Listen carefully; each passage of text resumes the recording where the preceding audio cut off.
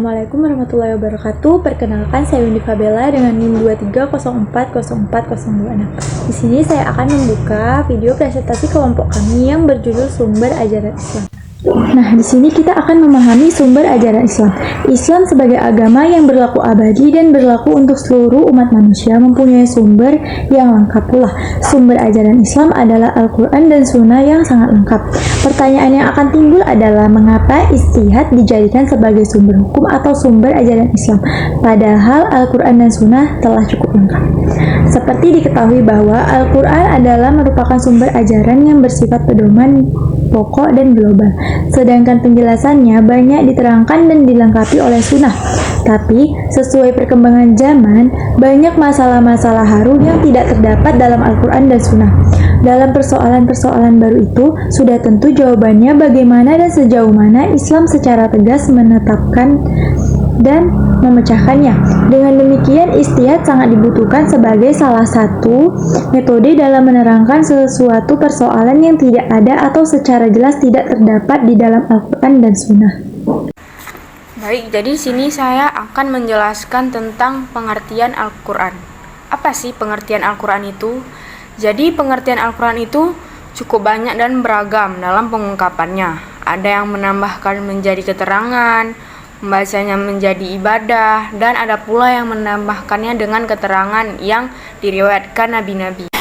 Sebagian ulama ada yang menambahkannya dengan kata-kata yang mengandung mukjizat, tetapi pada prinsipnya terdapat persamaan mengenai pengertian Al-Quran, yaitu kalamullah yang diturunkan kepada Nabi Muhammad SAW. Pengertian tersebut sejalan dengan apa yang dikemukakan oleh Fazlur Rahman.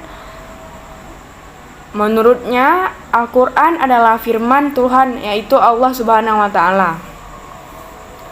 Kata Al-Quran secara lugawi merupakan bentuk kata yang muradif dengan kata al-qiraah, yaitu bentuk muhdar dari fi'li mahdi yang berarti bacaan.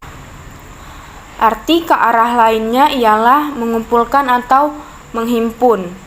Penghimpunan huruf dan kata dalam suatu ucapan yang tersusun rapi, sedangkan arti ka'ara adalah arti mahdar atau infinitif seperti yang disebutkan tadi.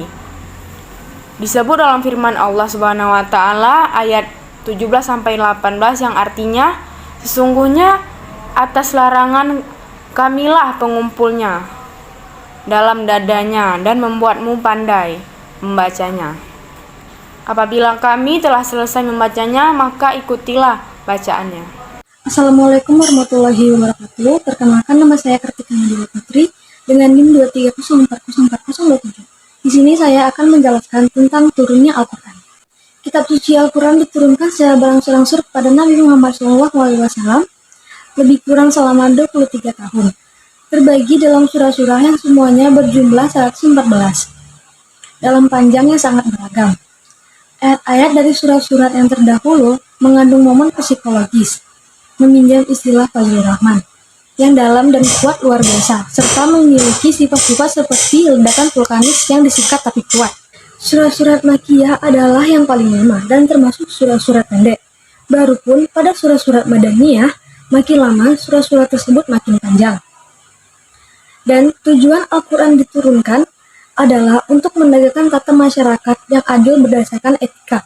Tujuan tersebut sejalan dengan semangat dasar Al-Quran itu sendiri, sebagaimana dikemukakan oleh Fazlur Rahman, yaitu semangat moral, yang menentukan monoteisme serta keadilan sosial.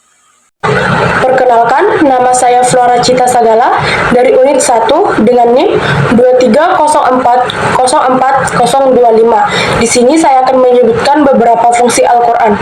Adapun fungsi Al-Quran meliputi hal-hal sebagai berikut. Pertama, petunjuk bagi manusia. Kedua, keterangan-keterangan bagi manusia. Ketiga, rahmat dan hidayah bagi alam semesta. Keempat, mukjizat bagi Nabi Muhammad. Kelima, penalaran dari Allah Subhanahu wa Ta'ala. Keenam, sebagai obat penyakit. Ketujuh, penguat penutup adanya kitab-kitab suci sebelumnya. Dan ada ijtihad sebagai sumber ajaran Islam.